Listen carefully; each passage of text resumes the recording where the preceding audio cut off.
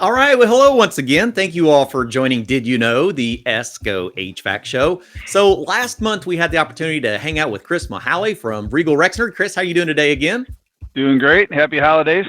Absolutely. Getting real close. Boy, we're getting excited, getting Getting busy. there. I'm ready for a break. And Ready for the break. oh my goodness. Absolutely.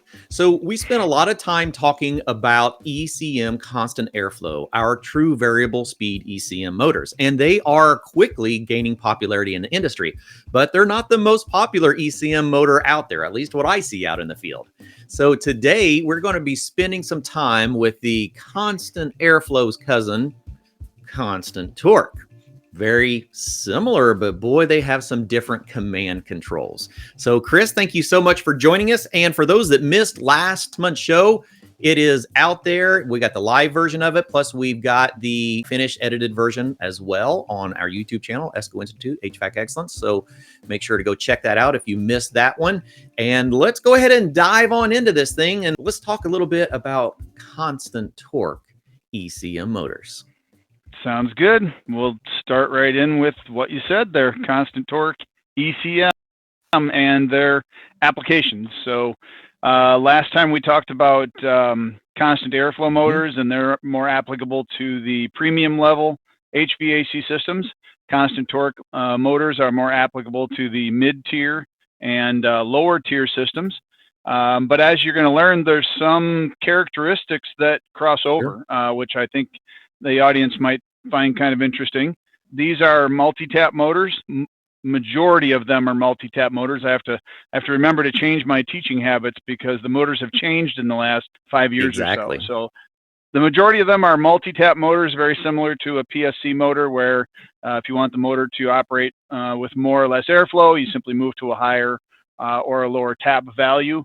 And they're also constant torque, as you already mentioned. And as we did last time, we will delve into what constant torque really means, and especially what it means to airflow. These motors do perform very similar to a PSC motor, but we'll show exactly how similar and what that means as far as making airflow selections and diagnosing airflow performance issues. Yeah, absolutely. So what does multi-tap mean? I'm pretty sure it's what I've said already. Yeah. Fairly plain, but just to make sure. Manual selections. That's really what we're talking about. It really is. So really the main difference between a constant torque ECM and a PSC motor is they both have speed taps. And it's funny because we call them speed taps, but even on a PSC motor, they were never speed taps. When on a PSC motor, when you want to make it multi-speed, you tap the winding in multiple places, and each tap gives you a different amount of torque. Each different amount of torque is going to give you a different amount of speed based on the load. Probably went a little too deep there, but these makes sense to me. we call these speed taps, but really each tap has a programmed level of torque, and that level could be either a % of maximum torque or an actual ounce feet of torque. And again, if I go to a higher torque level, I'm going to get more airflow. A lower torque level, I'm going to get less airflow. But I'll default and go back to what the industry's comfortable with, and we'll just call them speed taps. And they look very similar. I mean, when we're talking about PSC motors, we had typically wires that were our selection, but on some of our manufacturers, we actually had plugs or sockets on the motor that was the tap selection. So when we look at our ECM constant torques, now we're going to see a similar type of plug. And so a lot of people are familiar with that particular look. When we're getting to the actual socket, we're going to go, oh, wow. All right. That's starting to look a little bit familiar to us, right? Well, what do they mean? What are we doing with each one of these taps? Oh, man, my lighting is horrible today. What has happened? I've got mine here if you need There we go. We may. I'm going to play around with this for a little bit and see what we got. You're good. You're good. But yeah, so the main difference here, again, being an ECM, is we provide line voltage to the motor continuously. So as you can see in the diagram on screen, you've got LGN, line ground neutral. The N is stamped on all of our plugs, whether it's a 115 volt, 230 volt, 277, or 460 volt. It's always stamped as N. So the N changes meaning. Whether you're in a 115 volt motor, it is actually neutral. A 230 volt motor, it's going to be L2, and so on. And then the C, of course, is common. So like the constant airflow motors we discussed last time around, this motor is powered continuously with line voltage, and it is the low voltage, in this case 24 volts AC, that actually energizes the speed taps, tells the motor not only when to turn on, but the tap that's energized tells the motor which torque level to operate at. Okay. And for everyone that's joining us, let us know where you're joining from. We always like to know how large our community of HVACR professionals are. I'm here in Brownsburg, Indiana. Where you join us from, Chris? Me, I'm from Racine, Wisconsin. All right. How's the weather up there today? It's actually almost 50 I know, today. kind of So crazy here too. typical Wisconsin weather, just wait a day and it'll change. Ski hills are crying because all the snow they made last week is melted. Yeah, exactly. I said hills, by the way, not mountains. We don't I have to go up by Howard if I want to see mountains. Yeah, he's got a little elevation out that way. Exactly. So yeah, and so the only other thing that I do want to cover, make sure I cover at least once, I'm sure I'll say it again because I often repeat myself, is on the OEM motors, these speed taps are programmed. So the manufacturer of the appliance gets to program the torque value that goes into each one of those taps. And that's where, as we discuss later, these motors look very simple at the onset, but then they can get a little bit more complex when you understand that every OEM can program them differently. So so tap 1 may not always be low speed, and tap 5 may not always be high speed, just as an example. Yeah, I've ran into that before where they were, opposing. Actually had some that came from a manufacturer one time as a warranty replacement motor, and I got some calls from the field. Hey, these are not running at the correct speed. And I'm like, what do you mean? And they're like, low is high and high is low. And I'm like, oh, that could be an issue. Yep, exactly. So, the best recommendation I can give technicians is to really treat these motors just like you did a PSC motor. Go to the door schematic or the unit manual, where you'll find either the color chart like we did for PSC motors, or in this case, the number chart that tells you what each number represents as far as high, medium, low speed, or other. Some manufacturers will actually label them as the heat tap or the cool tap, or electric strip heat or something like that. And of course, we'll have to confer with those manuals for our airflow because it's a constant torque motor. It does not maintain airflow like the constant airflow motor. And of course, we'll get into that in a little bit. So let's dive right into what makes the motor so different. So almost all constant torque motors built by us and our competitors use this same, and I like to use the word standard 9-terminal block. CLGN 1, 2, 3, 4, 5. It comes up to 9. You got a blank in the upper corner next to N, so I call it a standard 9-terminal block. Us and the competition build our motors with the same block. Almost all of them are using 24 volts AC to energize the speed taps. So what makes them different? If you look at the diagram that's on the screen, we see, and I'm using examples of how different manufacturers program the motors. This one programs the motor with tap 1 as low speed and tap 5 as high speed. Just like with a PSC motor, if I needed my IC heat is connected to tap 3. So if I wanted to increase my heating airflow, I would move the heat tap from 3 to 4, and I would get more airflow. Very simple. Makes sense. So now I'll give you another example, and if you didn't pay attention, I'll tell you what changed here. Like where's Waldo? Oh boy, this could have been a little competition right here. Does anybody see what happened between slide 5 and slide 6? There you go. So tap 3 didn't change, but everything else did. Tap 5 is now low speed, and tap 1 is now high speed. And to your point, if a technician is not paying attention to the speed taps, they may move them in the wrong direction, which, obviously you can probably figure out if your amperage goes down and your airflow goes down. I probably went in the wrong direction. You can go the other way, but, it's just as easy to reference the schematic and know what you're talking about when you're working on the unit. This next one is going to give you even more reason to focus on that unit schematic.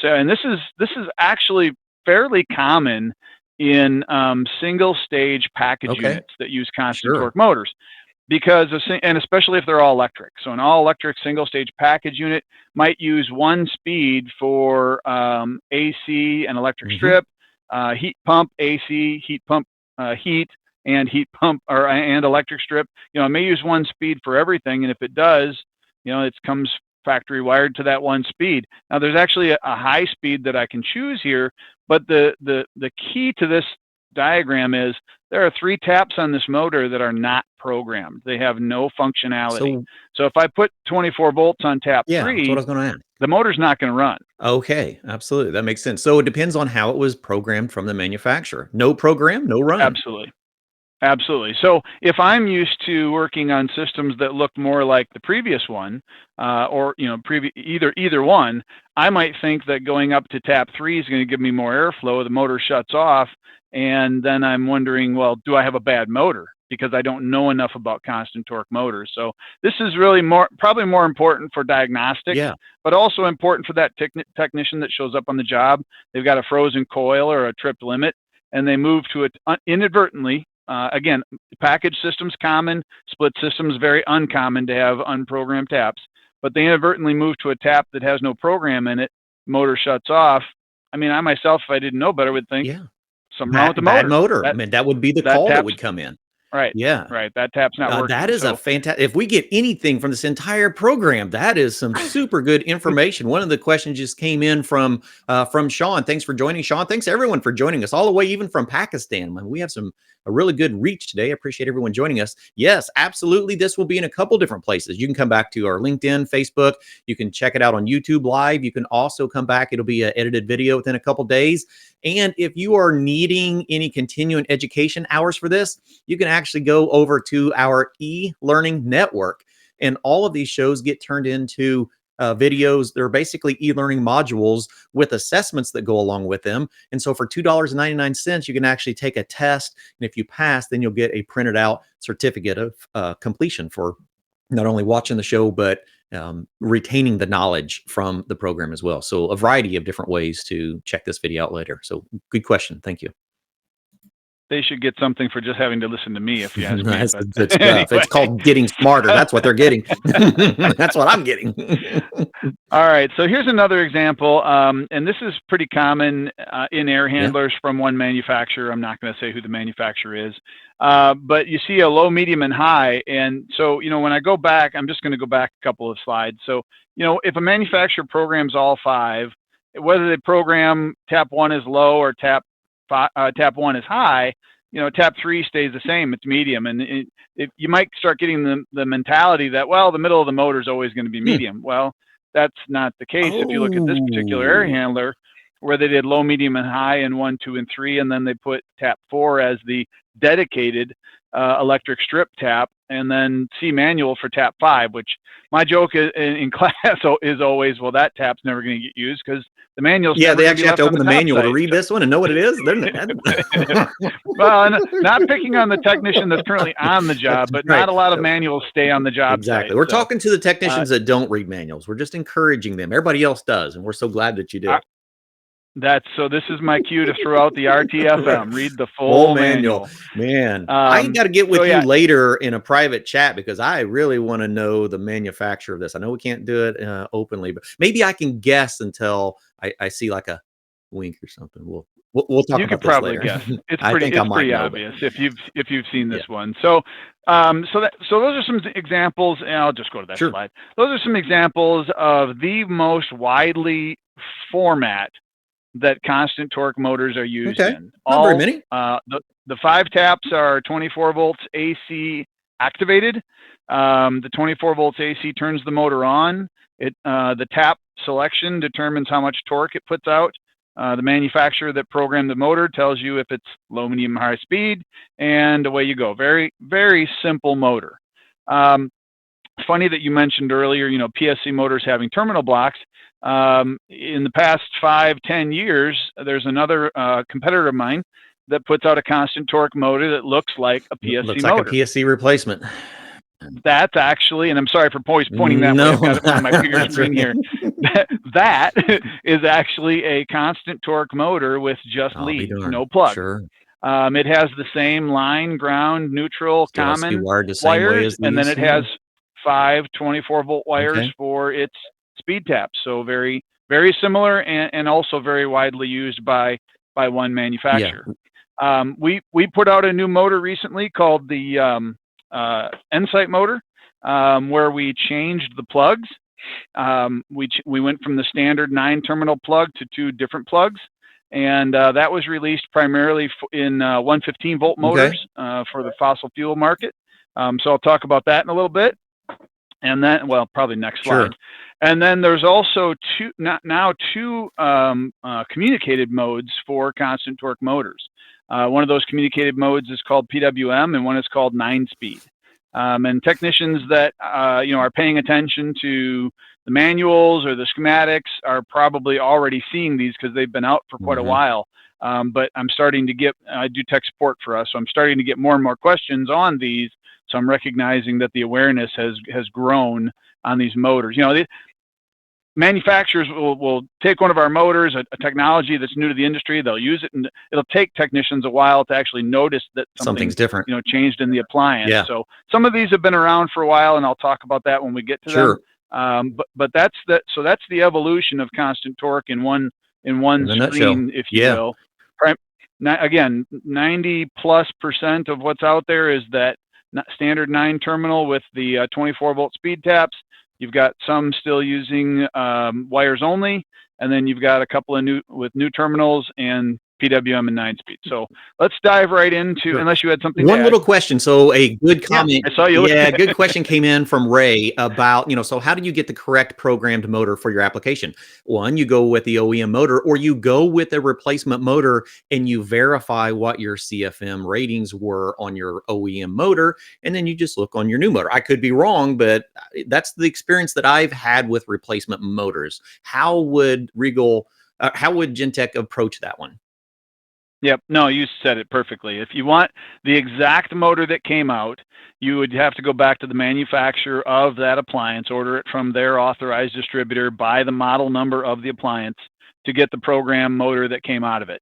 But we do make generic motors that have all 5 taps programmed, and it's very just like with replacing a OEM PSC motor with a generic PSC motor. We can replace an OEM constant torque motor with a generic constant torque motor that has 5 speeds. And as you said, I'm going to adjust my speeds until I get the correct airflow.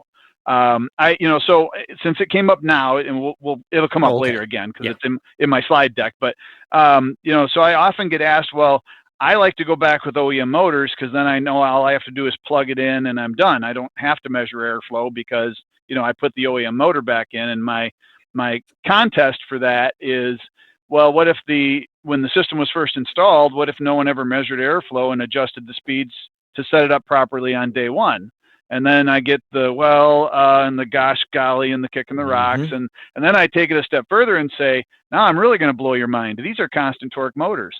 What if the static pressure today is different than the static pressure that it was on day one, even if it was set up properly? If my static pressure is different today, then my airflow is different today, and I still have to measure airflow. So bottom line is, you're going to have to measure airflow whether you're putting the OEM motor back in or a universal motor back in. So really, putting a universal motor back in isn't any more time than putting the OEM motor back in, as long as you're following industry best practice. Absolutely. Jason Abjute from our team says this all the time. He says compressors don't die, they're murdered. And it's kind of the same way with ECM motors. I love that. ECM motors don't typically die on their own. It takes a lot to kill one, but boy, they can easily be murdered if they're not set up properly and they have too much static pressure. And I would agree with that wholeheartedly. Yes, sir. So we'll move on to the first variation, if you will, which is what we call the Insight motor. Again, we launched this in 2019 with the 2019 fan efficiency regulation change. 115-volt only, but it has 2 different plugs. But if you look at it really closely, it's the same motor as what you're used to. You got the 9-terminal plug here, and I'm marrying it up to the 3-terminal plug for line voltage and the 6-terminal plug for low different voltage. configuration, but it's all there. Yep. And so you're probably only going to see this if you're a technician in a fossil fuel market, because we only make it in 115-volt applications. And which means it's fairly new to the industry as well, because it's only about 3 years old. Well, almost 4 years old now. Coming up on its birthday. There you go. And this motor is, by the way, also capable of the 24-volt speed taps and also the PWM that we're going to talk about in just a minute. So just a minute. Right. How about now? And next. It's pretty bad when I'm leading in myself. That's perfect.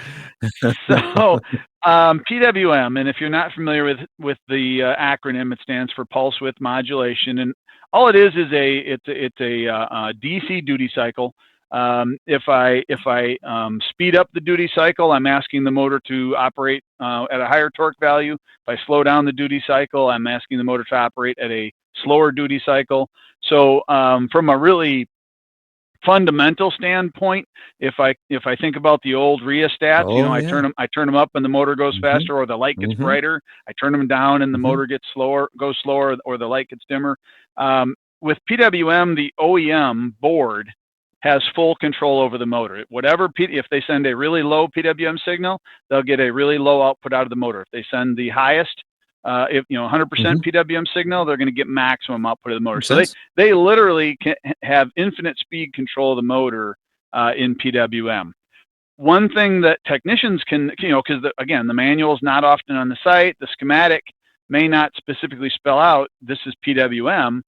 But one thing that technicians will notice when the constant torque motor is used in PWM is tap 1 and terminal 1 and terminal C are going to be typically wired back to the board through a plug. On their own. Versus if you remember, and I'll go back just a couple of slides. If you remember here, on all of our 24-volt motors, the motor terminals are going back to heat taps, cool taps, fan taps, and if they're all wired, park or unused taps. But in the case of PWM, what they're going to find is it's not going back to a heat, a cool, a fan. It's dedicated. It's going back to a dedicated plug, because you're not meant to adjust that tap. I don't want to put 24 volts AC on that thing. And it's not going to be 24 volts AC. The PWM signal is created with DC voltage. So you'll have to, again, go into the manufacturer's manual to find out what that DC voltage is that relates to the PWM signal. And I think I've got one more slide on that. So that's kind of what a PWM signal looks like.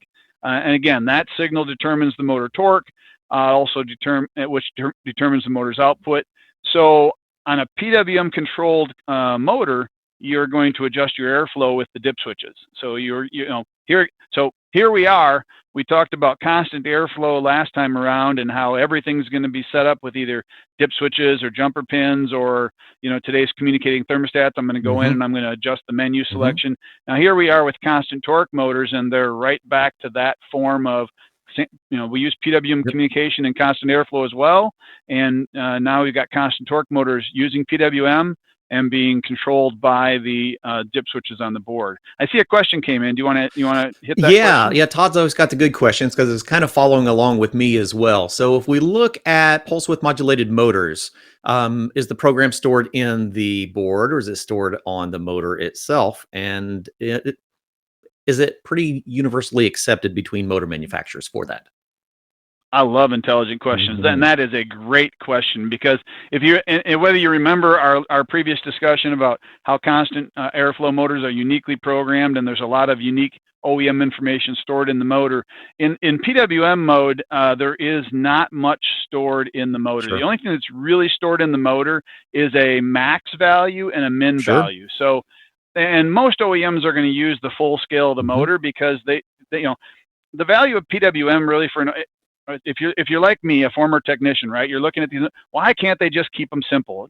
5-tap motors. Just leave all this communication stuff alone. Well, from an OEM standpoint, the value of this is I can have one motor now cover multiple platforms, right? I can have it cover my fossil fuel furnace, my split system air handler, my package systems, because all the motor has to have is a min-max value. Give me a signal.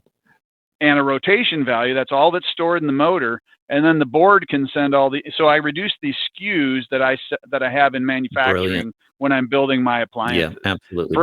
For us, what we need to understand is that PWM signal controls the value, but in the motor there is a min-max. So is it possible? So this motor, for example, has a 600 to 1200 RPM design range.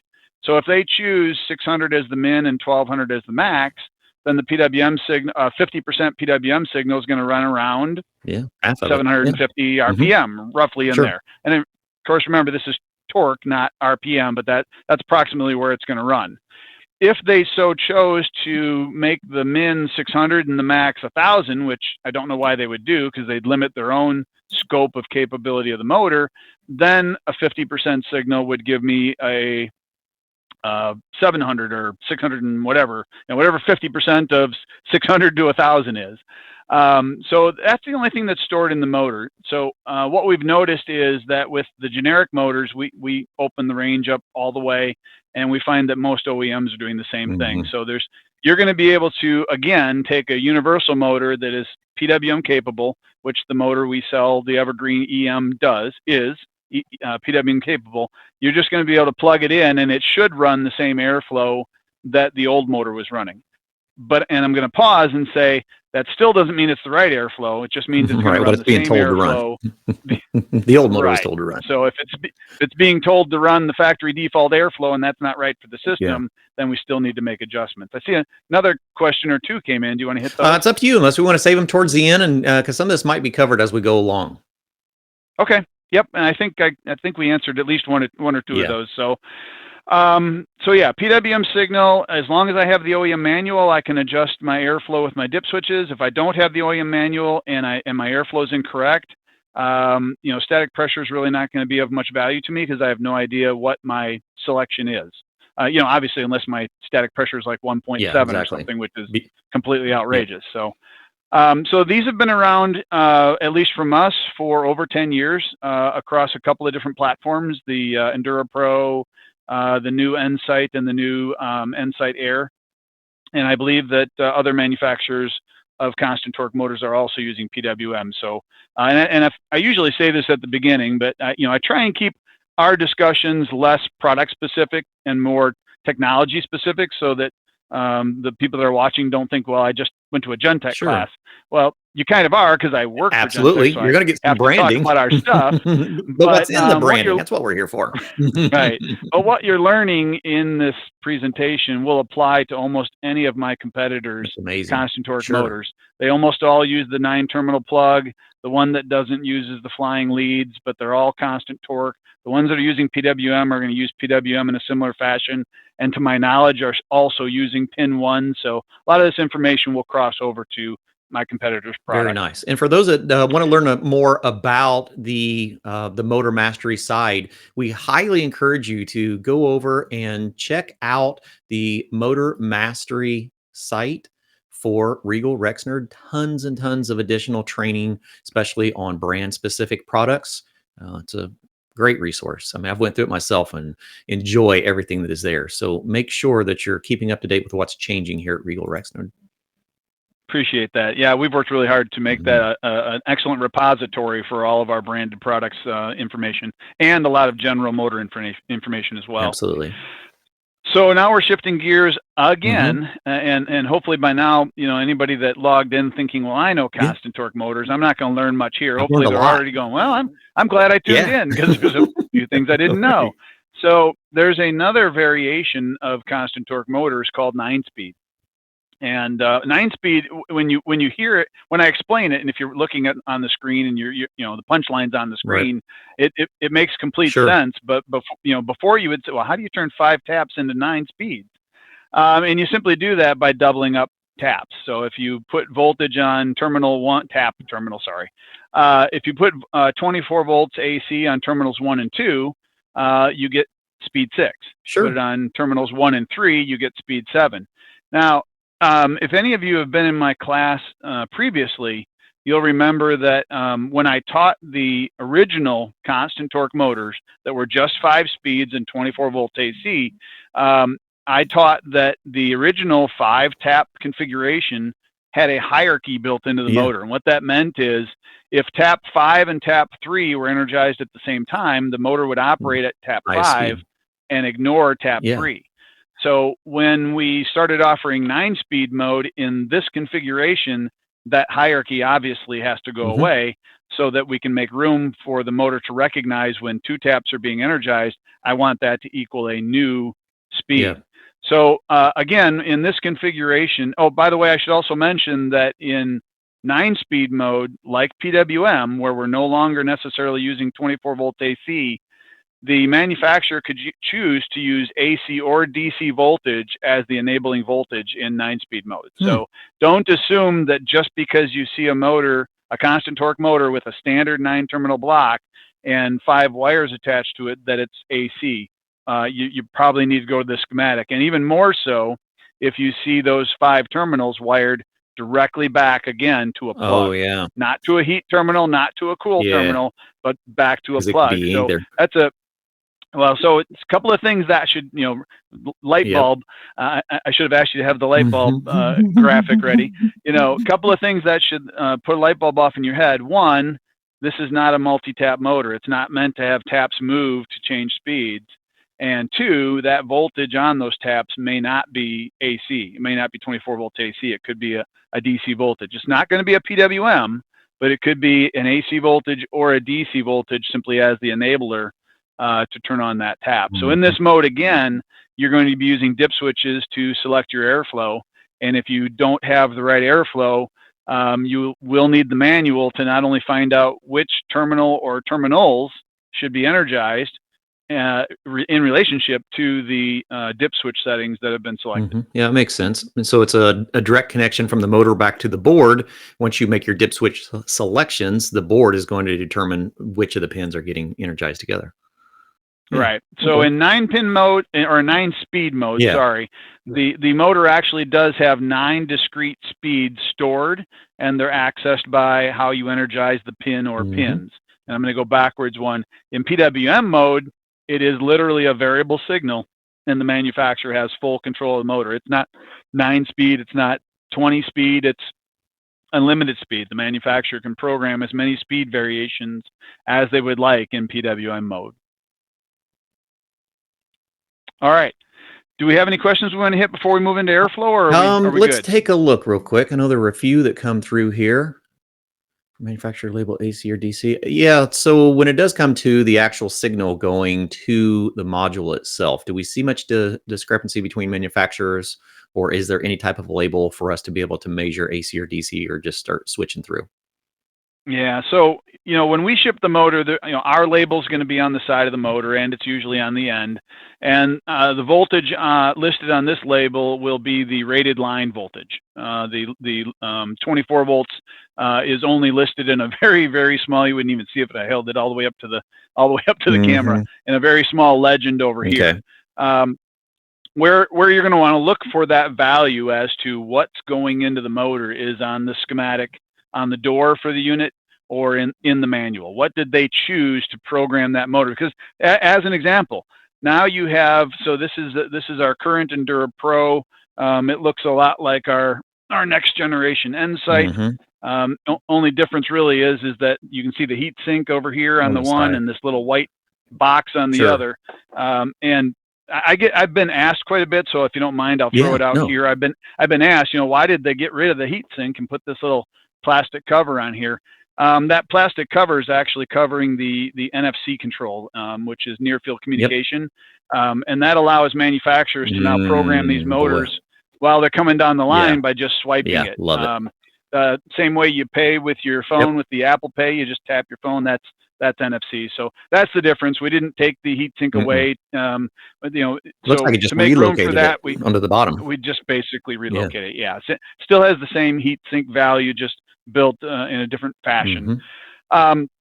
So what I was getting at before is, now you've got quite a few motors, not just including mine, that all look the same. This motor here could be 24 volt AC speed taps. It could be PWM, or it could be 9-speed using AC or DC on the speed taps. And you wouldn't know that by looking at the motor. You'd have to go to the manufacturer's literature to find out how it's been programmed. Wow, that's quite interesting. So it's neat to see the changes, but when we look at the diagrams, it actually simplifies how they're running. You're going to know when you look at the wiring diagram for the control board which style it is. So, okay, very, very cool. And we'll run through the diagnostics in a little bit, but let's hop over to the airflow. We've kind of overviewed all that so far, and we'll like I said, we'll return to that with diagnostics. So these are constant torque motors. If you look at the screen, you can see the upper chart is a PSC motor, just one torque output over the static pressure range, and the lower one is the constant torque motor. And really, if you look at these, and obviously I picked 2 half horsepower motors. I picked 2 similar speeds or torque values so that they would line up. And you pretty much start out at the same airflow at 0.3, and you end up pretty close to the same airflow at 0.9. But if you look closely at the two, you will notice one thing, and this is where it can get a little confusing. So both motors decrease airflow as the static pressure goes up. Period. End of statement. No other way to say it, right? When static pressure increases, both of these motors are going to decrease airflow. They're both going to struggle. They're both going to struggle. But if you look at the constant torque motor compared to the PSC motor, it actually does a little better job at the end of the static pressure range than the PSC motor. That's because it is, quote unquote, constant torque. So being a constant torque motor, it's going to maintain torque on the shaft when the load decreases. And of course, the load decreases when the static pressure goes up because we've restricted airflow by one mean or another. When I restrict airflow, I reduce the amount of volume of air the wheel can move, and that's less work for the motor. So the motor does less work. But the constant torque motor will maintain that torque at the shaft. So I do get a little better airflow performance than a PSC motor, but I almost slap myself right when I'm going to say that and say, don't say that. And I have to say it because you can see it on the screen, but I don't want anyone to think that this motor compensates in any way or is going to maintain airflow, because it doesn't. It is not a constant airflow motor. Yeah, absolutely. All motors are going to struggle with our higher static pressure. And another important thing to look at it too, when we're looking at the static pressure charts, these ranges are for a reason. And so when we see static pressures that are above the rated OEM specs, it's our duty to correct those issues, whatever those issues end up being, because it's not designed to operate above that parameter. We start having a lot of difficulties. Exactly. Yep. So we'll move on to the next slide where I pulled up the amps and the watts in relationship to CFM. And this is where you can actually see the difference between PSC motors and constant torque motors. You can actually see, hopefully help make that constant torque word make some sense. And if you look at the amperage on the constant torque motor, it actually goes up, which is counterintuitive to the airflow going down, because you think, well, the motor's doing less work. Well, it is doing less work than the PSC motor, and the airflow is decreasing, but the motor is actually using a little more current, because in maintaining torque, we actually have to increase the RPM to maintain the same torque on the shaft when the load point changes. So when technicians see this, or I teach this, it becomes a real difficult point to understand. Well, how can the motor be losing airflow but increasing in current? And that's when I like to point out, if you look at the entire amperage range there, we're only changing from 0.3 to 0.9. We're only increasing by what, 0.7 amps, which is very, very little. I also like to point out on this chart, when technicians will say, well, that ECM motor is going to burn up when the total static pressure is high. In the case of the constant torque motor, that's really not a good assumption, because even though anytime I use more current, I increase the heat in the motor. Anytime I increase the heat in the motor, I decrease its life. But this motor is not using much more energy at 0.9 than it's using at, say, 0.5. So even though high static pressure is going to decrease the life of the motor, you have to say that because it is using more current. It's unlikely that that's the most likely reason why that motor failed. And we'll talk more about why the motor could have failed if it's not that later. But I wanted that's really one big difference between the constant airflow and the constant torque motors. Constant airflow motor, it's like cruise control, as we mentioned. It is going to speed up. It is going to draw a lot more current, and you are absolutely going to prematurely fail that motor, the constant airflow motor, if you run it at high static over its entire lifetime. But the constant torque motor, not so much. You're not going to have the airflow you need, but you're probably not going to burn out the motor as likely as you would, with the constant I get airflow that. motor. Makes sense. Okay.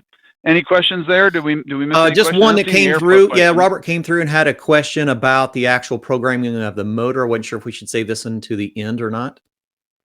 Yeah, let's save it until we talk about the diagnostics. Yeah, that's what I was thinking. But let's make sure to hit it then, because that's a good question.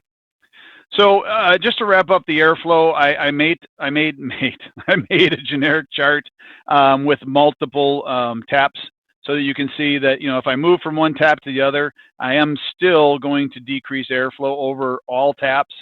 And this is I really put this chart out there so the technician would realize it doesn't matter what the manufacturer selects as the default tap at the factory. It doesn't mean that airflow is going to be the correct airflow as installed in your application, whatever house it's going in, because the static pressure is really going to dictate the operating point of that motor. And there are some manufacturers that will actually, in their schematics, they'll show tap 3 wired back to the board and call it the heat tap. And that's where I get into some real heated discussions. Well, the manufacturer says it's the heat tap. Right. Well, that could be, but if your static's 0.9, you're going to trip the limit on that heat tap. It may be at the perfect lab setting of 0.5 inches. It might have been exactly what it needed, but in real world installations, we have to verify. Right. Exactly. So that was the only reason for throwing that up there. So let's jump into diagnostics. Okay. And I do get questions about the diagnostics. We have the Tech Inspect tool. It's been around for quite a while. It's used for diagnosing the constant airflow motors with the 16 and the 4-pin plugs. And I get asked quite often, will that tool diagnose constant torque motors? And the answer is no. And really the reason for the answer is we just didn't think it was worth, adding the capability to that tool when the voltmeter on your truck will do the same job. Right. Instead of taking out a special tool and plugging it in, figuring out how that works, just use your voltmeter, because all that's going to be coming to this motor is either AC or DC voltage. Even in the case of PWM, most manufacturers in their manual will say, with the dip switches set to XYZ, the PWM DC voltage on tap 1 should be X. Excellent. And maybe that's 9 volts DC, whatever it is. The manufacturers realize, at least today so far, that most technicians, very few technicians, if any, have a PWM meter. So they're going to give that PWM signal in output in a DC voltage that we can measure with our basic meter. Makes sense. Also, another quick plug, if you don't mind, on our app, the Dealer Tool Belt, or our website, thedealertoolbox.com, you can download our free ECM service guide, or look at it in the app. You don't download in an app, sorry. The service guide covers 90% of what we're talking about here as far as diagnostics in the next couple of slides.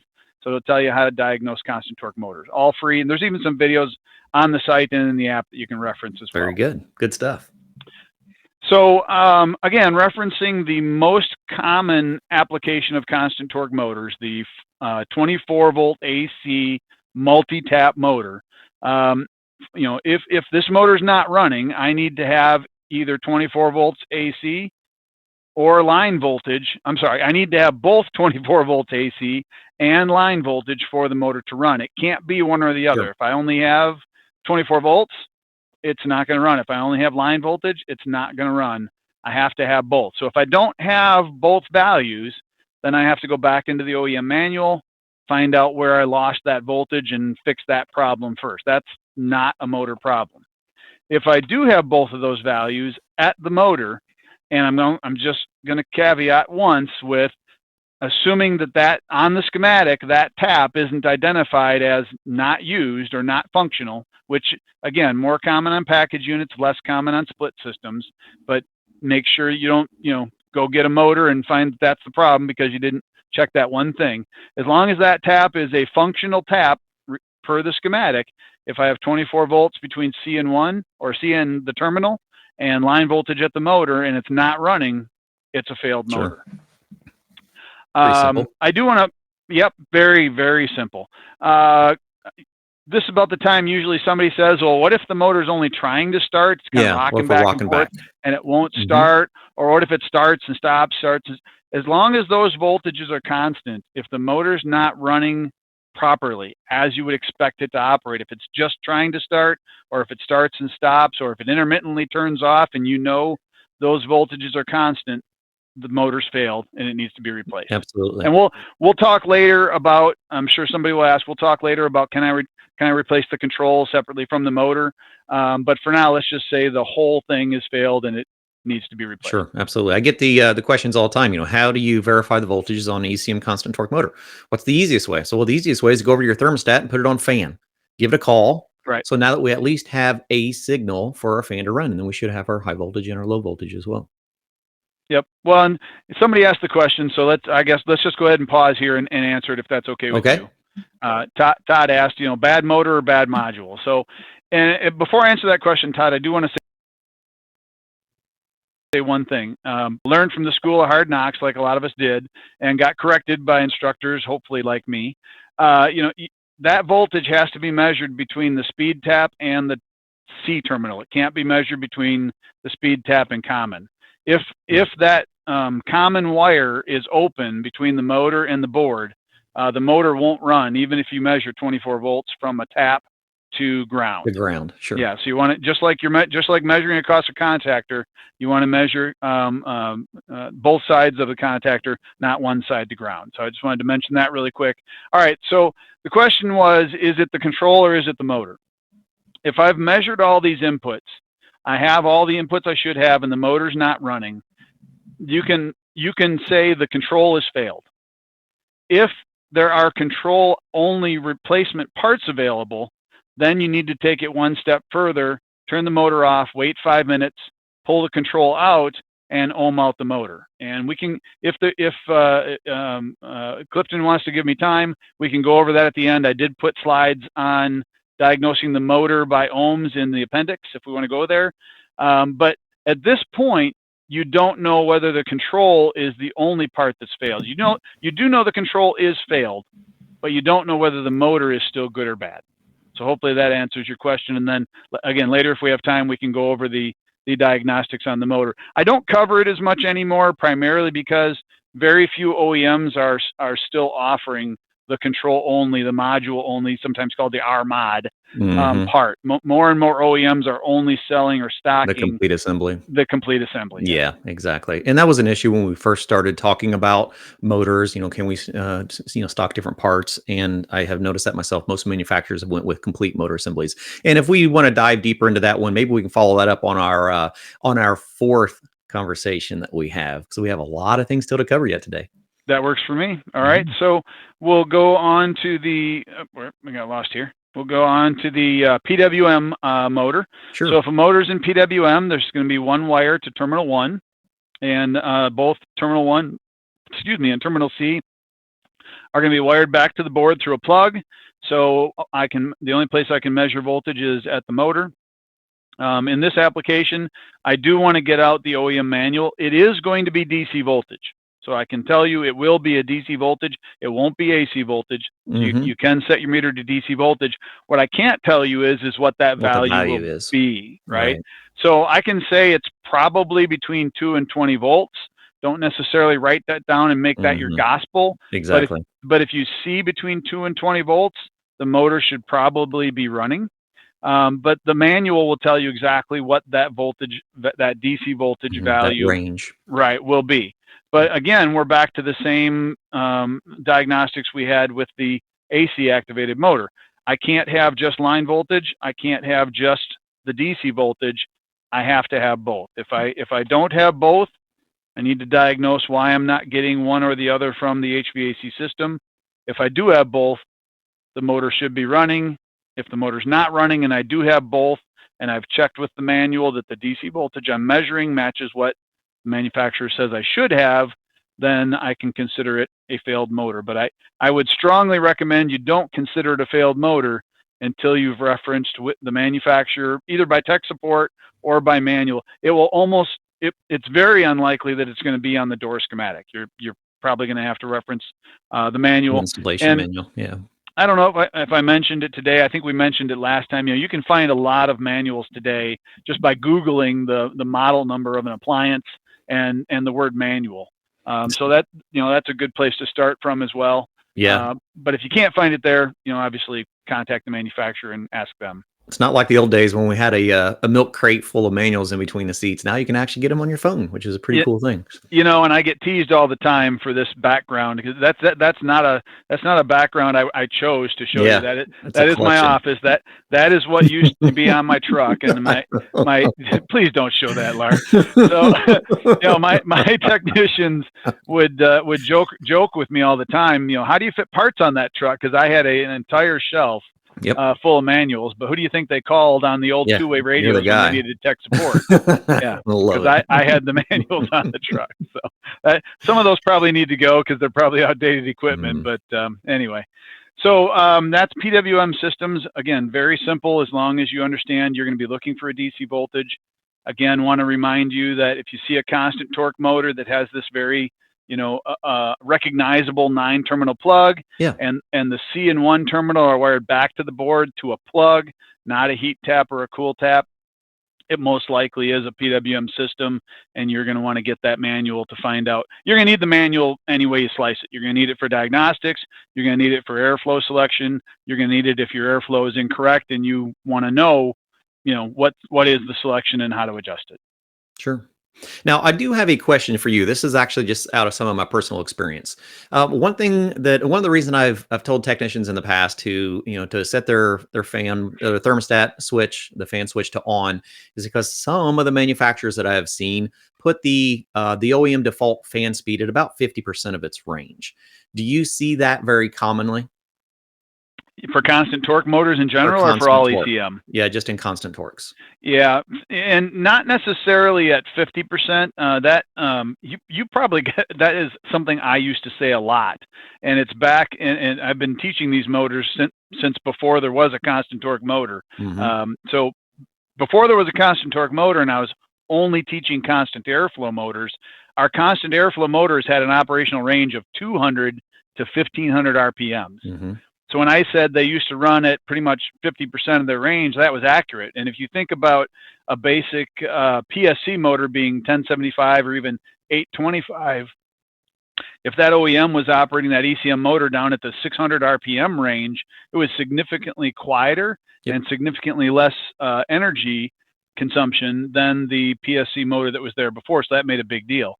In constant torque motors, they'll often run the continuous fan much lower than 50% of its capability, because most of the constant torque motors have an operational range of 600 to 1200 versus the 200 to 1500. So that does make sense. It's not uncommon for me to see, and I don't ever get to see the values that manufacturers program into the motors, but it's not uncommon to find a tap that's significantly lower than the taps above it. In other words, tap 1 might operate at a very low airflow value, and you might see that in the charts as well. And then 2, 3, 4, and 5 seem to there's a gap, and then they have a sort of regular intervals in their design. So that is somewhat common, but not that 50%. That if you heard that from me, it was in reference to the constant airflow motors. And get that out. But it was more common.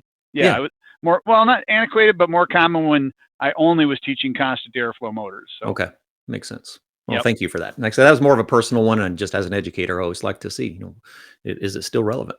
Yep, absolutely. So we covered PWM, and that leaves us with 9-speed. Yeah. And again, in 9-speed, you're still going to be looking for, and I switched over to the new motor so you could see how that would work with the two different plugs. In 9-speed, you're still going to be looking for two values, the line voltage value and the low voltage value. Again, in 9-speed, it could be AC or DC, so I put the question marks up there.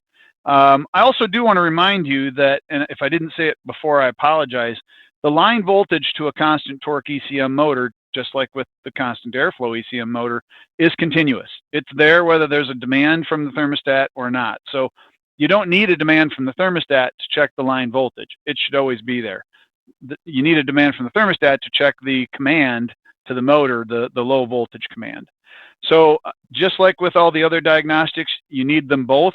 If you don't have them both, go back to the OEM manual, find out whether that is receiving AC or DC voltage and what that voltage value is.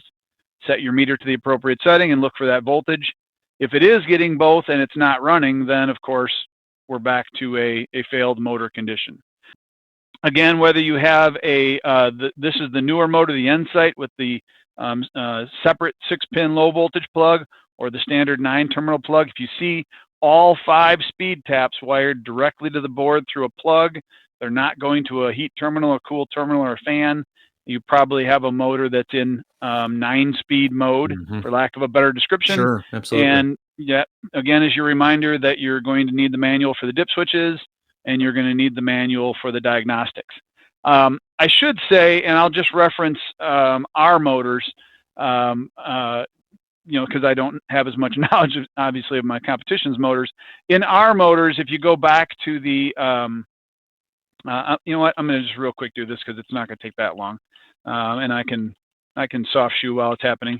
So in our motors, literally 85% of what we build for manufacturers is going to be that 9-terminal motor with 24-volt AC speed tap. So anyone watching, I didn't want anyone to get the opinion, whether they are watching now or watch later on the recording, they come in and catch a few minutes ago, oh my God, these motors are as complicated. They're everywhere. No, the PWM mode, yeah, the PWM and the 9-speed mode are really still in the 15 to 20%, maybe 25% tile of what we're making for manufacturers. Okay. Still, the large majority is going to be the 24-volt AC activated motors. Now, that's probably going to change in the future, because especially the PWM, because for the OEMs, again, that gives them the ability to reduce the amount of SKUs that they carry, which is also good for the technician, right? Because if the OEM has less SKUs in the OEM equipment, that means that there's less SKUs in the OEM aftermarket as well. But I did want to mention that, so that anyone watching, a really good one, wasn't ready to jump off the cliff or anything, because because of all this, technology. It used to be this ECM overload. Anyone that's heard me teach this class has heard me start off by saying, this is the simplest ECM we build. You're going to love this motor, and now it's not so much the simplest motor, but I got some variations of this to talk about. Absolutely. Okay. So that brings us to the failure mode. So sure. If anyone's been to my class, you heard it in the last video.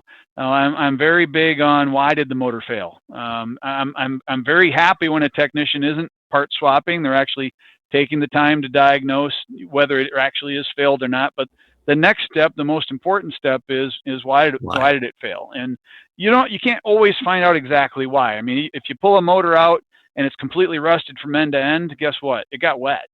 If you pull a motor out and the windings are all black and this white plug is all black, it got singed somehow, whether it was a surge or surge or something, ground short or something else. But it's not always obvious. So of course I get asked, what do I think is commonly going to fail this motor? And this is, I'm not technically cool as you, so I can't do like a Jeopardy thing here, but let's give your people out there a few seconds. Yeah.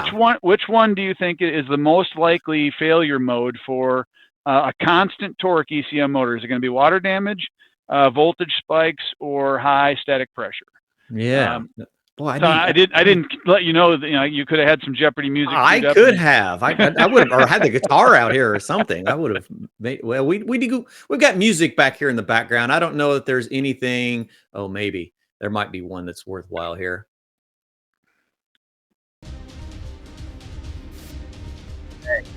That sounds like Transformers. 3, 2, 1. All right. Let's see if we've got anybody in the chat that has an idea. So we do have one person, Robert, that selected high static. And again, if you remember earlier, I said, in a constant torque motor, when static pressure goes up, it is going to increase its current consumption. And anytime we increase current, we increase heat. Anytime we put more heat in an electrical product, we are going to decrease its life, but it's a very small amount of increase of current related to the changes in static. So okay. the number one failure mode that we have found, and this is just from getting motors back and identifying, why did it die, is water damage. And so if you've ever talked to me on tech support, And if you have, I hope it was a good experience. The first question you're going to hear me ask is, especially if somebody says, well, why did it fail? First question I'm going to ask is there any rust on the shaft? Mm-hmm. And the Good reason I'm going to indicator. ask about rust on the shaft is the shell is painted, the end shields are aluminum. The only part of this motor that's really exposed that's steel is the shaft and the through bolts. So if you Okay, sure. see a motor coming out and you have a lot of rust on the shaft or a lot of rust on the through bolts, and we call those through Yeah. bolts because they go through They the all the way shell, through. they hold it Mm-hmm. together. That's an indication that the motor has been attacked by water. Either it's been had water thrown at it, or it's had water condensing on it. And in the constant torque motors, that's what we find is the largest cause of motor failure. Now, you had one apart earlier, and I've got one Mm-hmm. somewhat apart here. You can see that on our constant torque motors, we do Ooh, have that's a good one. the potting compound in here. Yeah. And that potting compound covers the electrical components. And so that is going to protect them from getting wet, right? To an extent, yes. That's a great answer. So is that potting compound making it waterproof or water resistant? Just resistant. And it's really Yes. only to your contact points of your electrical components and your wires. Right. So there's a circuit board underneath all that black goo. Mm-hmm. And, I don't know if everyone else is, here in Wisconsin, the state fair is a big deal, go see the cows and buy your corn and all that kind of stuff. And there's always that one guy selling that waterproofing stuff for your basement, and he's got the one brick that's treated and the one brick that's not. And he's showing how a brick is porous, at a microscopic level, and water will get through it if it's not treated.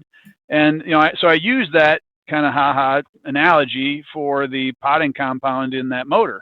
That potting compound at a microscopic level is porous, and if you get it wet enough long enough, it's going to absorb the water. You can absorb water, and you can fail that electronic control. So my gauge for that, again, going back to I'm talking to someone on the phone, my gauge is, do you have rust on your shaft?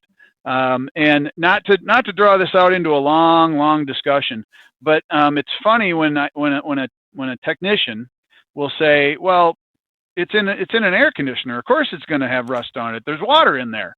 And the irony of that statement is that many motors are downstream from the coil, and they're actually in a very dry environment, right? They're in the most dry air that there is in the house, because the coil is obviously removing moisture from the air. So why is there water on the motor? And in many cases, it's because it's condensing, not necessarily because we're throwing water at it, but because we've got a cold metal surface. And of course, if the metal surface is below the dew point of the air around it, we're going to condense water on it. And that warmer, humid air that's above the dew point is probably not coming from the coil. It's probably being infiltrated into the cabinet through loose doors or other things. So that's the number one reason that we found, and that's a little bit of background on looking what can help you look for failures. The other question I get the person mentioned the static pressure. We kind of debunked that a little bit. The other question I get is, well, what about voltage spikes?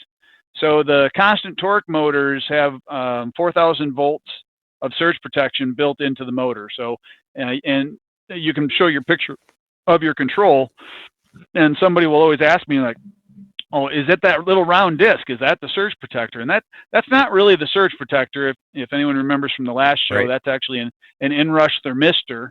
But intrinsically in the design of the control, it can handle 4,000 volts of surge without failing the components. So anything less than 4,000 volts of spike should not fail that control. And I like to beat that one up a little bit, because technicians like to say, well, there was just a thunderstorm recently and that control failed, so it must have been the thunderstorm. And it could have been, but if it was a voltage spike high enough to hurt the motor, should have had some other parts.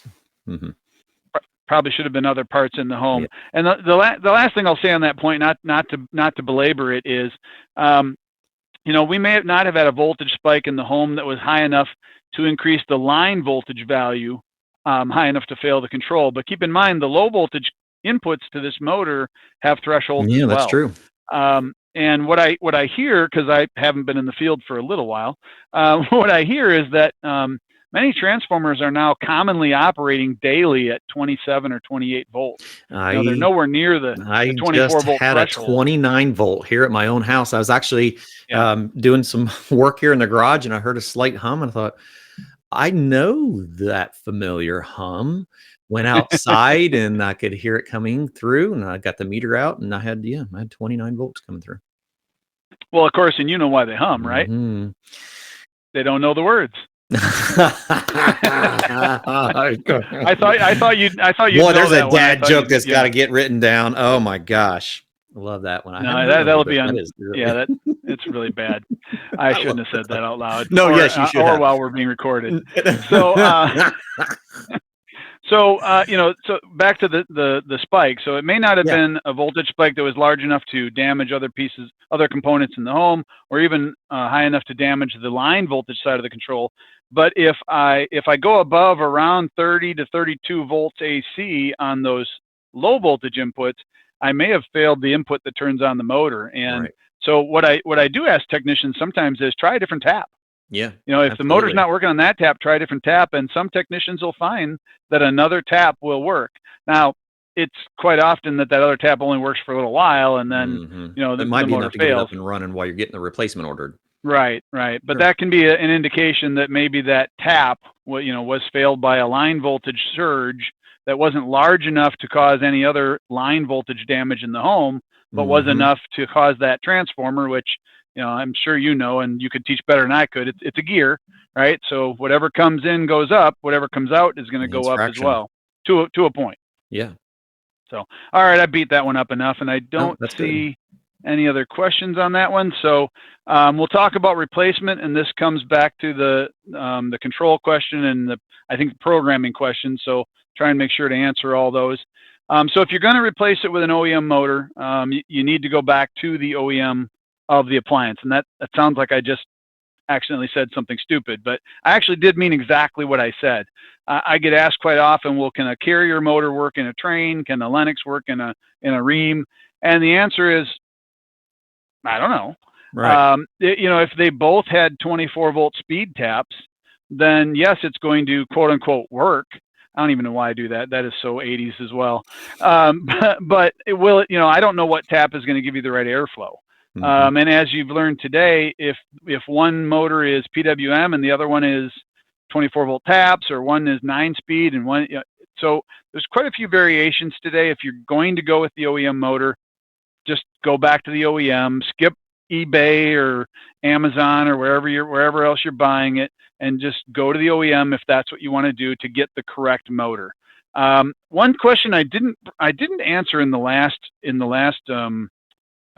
show, and I will cover it now. So on our motors, there's usually a model number, and I don't know if you can see that. I'll hopefully took the glare off. There's a model number, and it usually there's a gap in the model number, and there's some larger numbers at the end of the model number. And quite often I'll get a phone call where somebody says, well, the first 7 digits all match, but those last 4 digits don't match. And usually that's when I say, let me guess, you ordered it off of eBay. And they ordered one that looks very similar to what they needed. It's a half horse. It should work. It's a half horse 230. It's good to go. So those last digits usually denote who we sold the motor to. Oh, okay. It could have denoted one OEM or another. It could have denoted a motor that we just made in bulk, and any OEM bought that one because they didn't need something special about it. But also then keep in mind that not only could those 4 digits mean we sold it to a different OEM, it most likely means it's got a different program in it. Could it be unprogrammed? It could absolutely be. Man, you're awesome. You're a great host. You do your homework. I do occasionally get calls where a technician will say, I bought a replacement motor from the OEM. The OEM's name will be left out to protect the innocent here. Yep. And it doesn't run at all. And they want to know, is it a DOA motor? And I say, well, depending on where that motor came from, if the distributor programmed the motor, which some do, the OEM sends them unprogrammed motors and the distributor programs it. If the distributor didn't program it correctly, it could be DOA, or it could just be not programmed, right? Which to the technician is, well, who cares? To me, it doesn't work. I still got to take it back. But I have actually encountered technicians that have gone back once or twice and keep coming back with motors that The don't same work. non-programmed batch of motors. Sure. So in that particular circumstance, I usually will say, I'm not saying that we can't make a motor. I'm not saying that every motor that we make is perfect. I'd like to say we do, but I'm a realist, right? Right.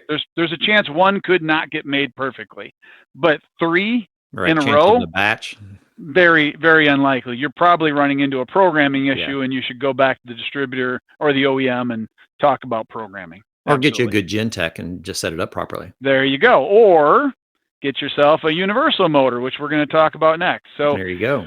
We make a universal motor. I think I mentioned it earlier. It's called the Evergreen EM.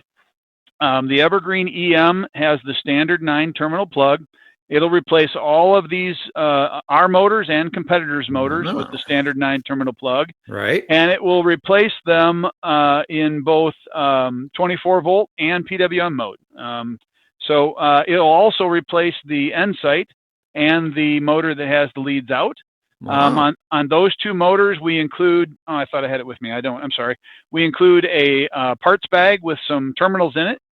Because if you didn't look real close at this plug here, the LGN terminals are actually 3/16, and the C1 through 5 are actually 1/4 inch. Sure. So we provide all those terminals. You'll be able to cut this harness off. We'll tell you how to put the right terminals on, and then plug them in the motor, and you're all done. Man, there you go. Same thing with N-Sight. You can cut the plugs off the OEM harness, put the terminals on, and plug them in. And I know a lot of people like conversion harnesses, right? I just want to plug, be done.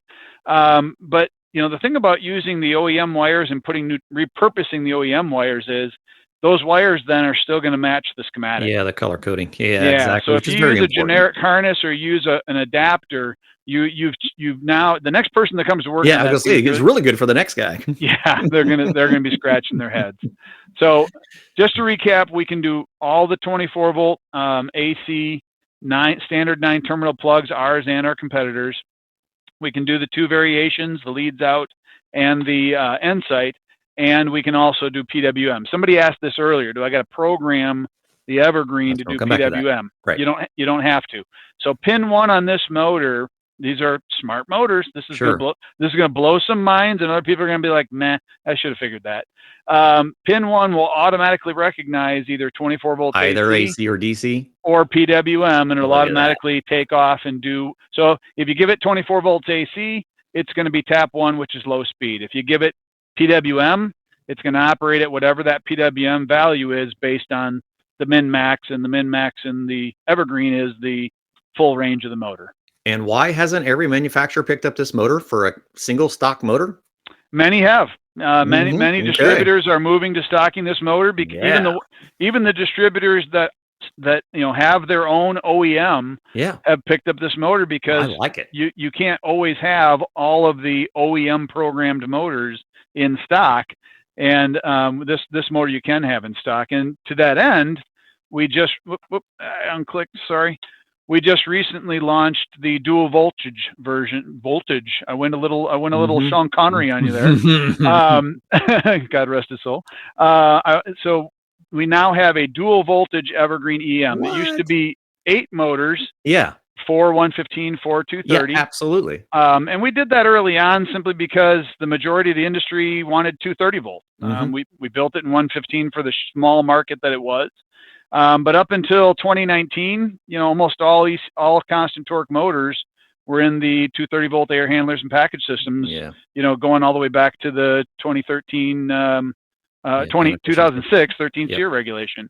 But now that FER is 4 years in our past, now we need a dual voltage motor. So you look at this chart, you got 4 motors, but really, the majority of the motors that we build for our customers are in the 1/2 to 3/4. So if a contractor did put a 1/2 or a 3/4 dual voltage motor on their truck, they're probably going to have the motor on their truck to solve all of these needs. Yeah, that's an ultimate truck stock right there. It is an ultimate. I'm all about truck stock. Yeah, that's what we are all about, truck stock as well. So that was the big value for getting this motor to dual voltage. You can see the picture there. I can kind of hold it up for you. Yeah. This is what the plugs look like. They're not that big. You just take it out of the box. You plug it into the motor. The white one is well, you can see it on the screen better than my hands, but the white one's the 115. The orange or yellowish one is the 230 volt. Simply put the plug in the motor, and you got a dual voltage motor. Okay, I am digging that. Yes, sir. So, any questions on the motors before we wrap it up? Yeah, chat. Did we get them all? I'd say so. A little bit about the rocking.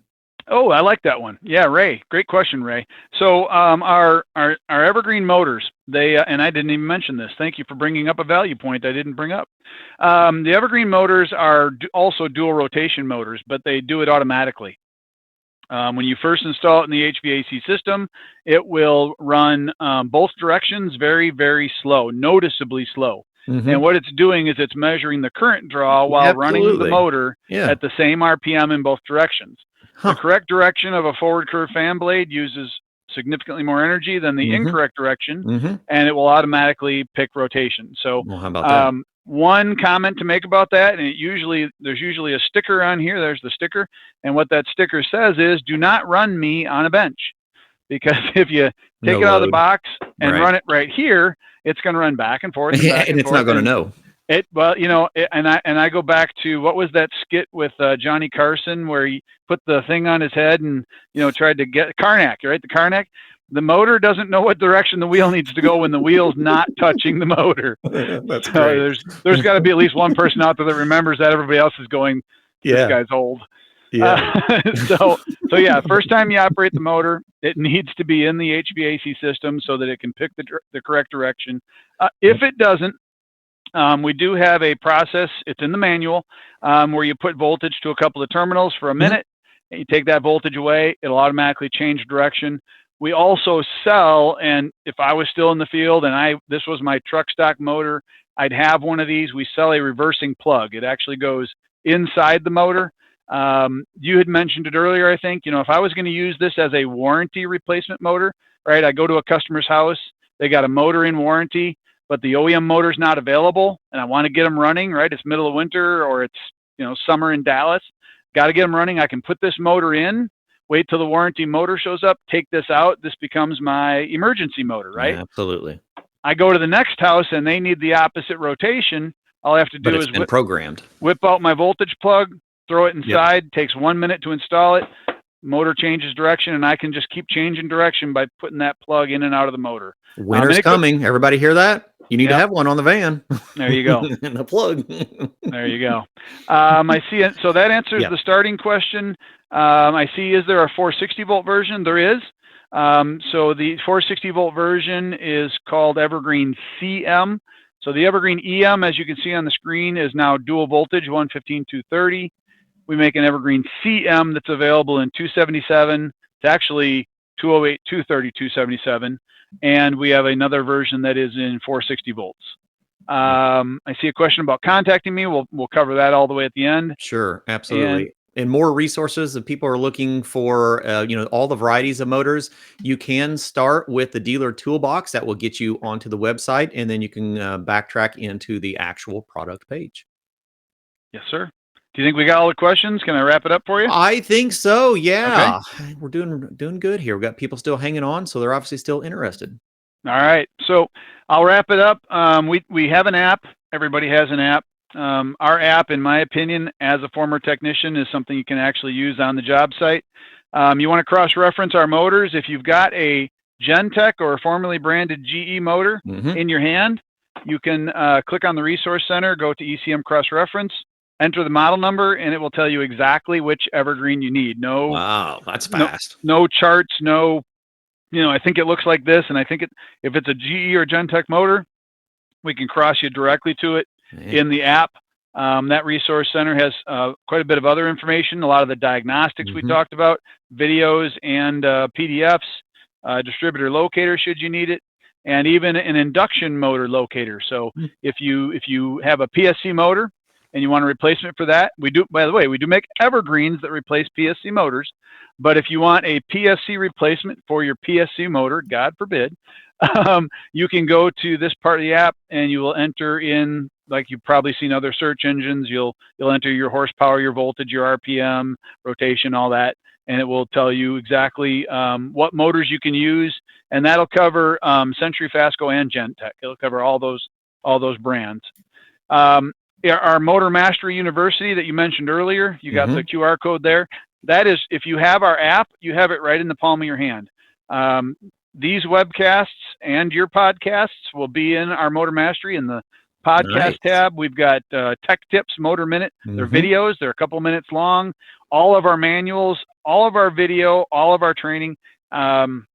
Fasco Facts, right? Anybody that knows anything about motors learned it from Fasco Facts. Absolutely. That little pamphlet. I should probably have it here, but I don't. It's a PDF. It's in there. It's free. So a lot of not just Genteq Fasco Century information, but a lot of general motor knowledge in there, all at your fingertips and all free. Talked about the optimizer in the last one, so I won't talk about it here. That's for replacing variable speed motors. And then the tech support tab, I'm really proud of that. We built that tab just for techs. You're on the job. You don't want to wade through my website and marketing material and everything to get what you need. You need the manual. You need the video, how to install it. You click on tech support. There's going to be one more click, whether it's the EM, the VS, the IM, one of 4 motors. If it's the EM you're working on, you click on that, and you now have the manual in your phone and a video on how to install it. So it's on-the-job tech support. In the manual, there is a phone number to call me if you need me, but we make it as easy as possible for you to get the information you need there. Anyone that's watching is a distributor, or you like to learn from home, the same information is at dealertoolbox.com. So the app is the Dealer Tool Belt. Pretty slick marketing here, huh? The website is the Dealer Tool Box. All the same information I just went to in the same place. One last shameless plug. I think you're gonna put it up on the screen anyway. Regal MMU, that is our training site. We've spent a lot of time because we have multiple brands, Century, Genteq, and Fasco. A lot of tribal knowledge over the years of induction and ECM motors. It's all in one place for you. Like I said, video, podcasts, tech tips. You can sign up for the tech tips. We'll send you one every month when I do it. I think really great general motor knowledge that you can learn while you're on lunch break or in between jobs, not when you're driving, please. And then one last shameless plug for a book that I wrote. If you really want to be an ECM motorhead, I did write a book, Everything You Would Need to Know. A lot of, there's chapters of stuff that you don't need to know on the job, the theory information, but I wrote this book. It's not, and I'm not picking on engineers. This book was written from the standpoint of a technician. So it's written in a way that we can understand things, but it goes into, you got the motor already pulled in half there. It goes into, what do those capacitors do? What all those components do? Why does the motor ohm out like a 3-phase motor? Because it is. Goes through all the theory of the motor, but then the last 3 chapters are basically following what we're teaching here. How does a constant torque motor work? How do I diagnose it? How does its airflow work, and so on and so forth. So that's my last shameless plug. Love it. I'm a Star Wars geek, so I'm going to make sure that I answer all the questions with my little stormtrooper there. And you're going to be at the National HVACR Education Conference this year. Is that correct? I will. I'll be teaching a class, and I will have a booth there to answer any questions you have. And bring your books with you if you want to get the book signed by the author. I would love that. If you bring a book with you, we'll make sure that we have a book signing of authors while we're there. There you go. Hopefully see you all at the National HVACR Education Conference. Thank you, Jose. It is just a great training. And we hope that you all come back next week and hang out with us. And next month, we're going to be back again with Chris. We're going to be talking about ECM condenser fan motors. Yes, sir. And the following month, we're going to actually dive into some more characteristics of ECMs with airflow, and maybe we'll tear some motors apart and dive a little deeper. So if you have some ECM questions, get them prepared. And Chris, thank you so much for hanging out with us once again. I enjoy diving into ECM motors and getting a better understanding of these newer technologies. It's probably more fun than it should be. Hey, I love it when I get the calls. I had so much fun on your show. And Exactly. You had fun talking about motors. I look forward to these shows. I do too. All right. Well, I think we're going to call it a wrap. We really appreciate everyone hanging in as long as you have. I know it's a lot of information, and we really enjoy hanging out with you and being a part of this HVACR and building science community. And Chris Mahaly, we will see you in a few weeks. Sounds good. I know it dates the show, but happy holidays to you and your families, everyone. Absolutely, everyone. Thank you so much. We'll see you later. Bye.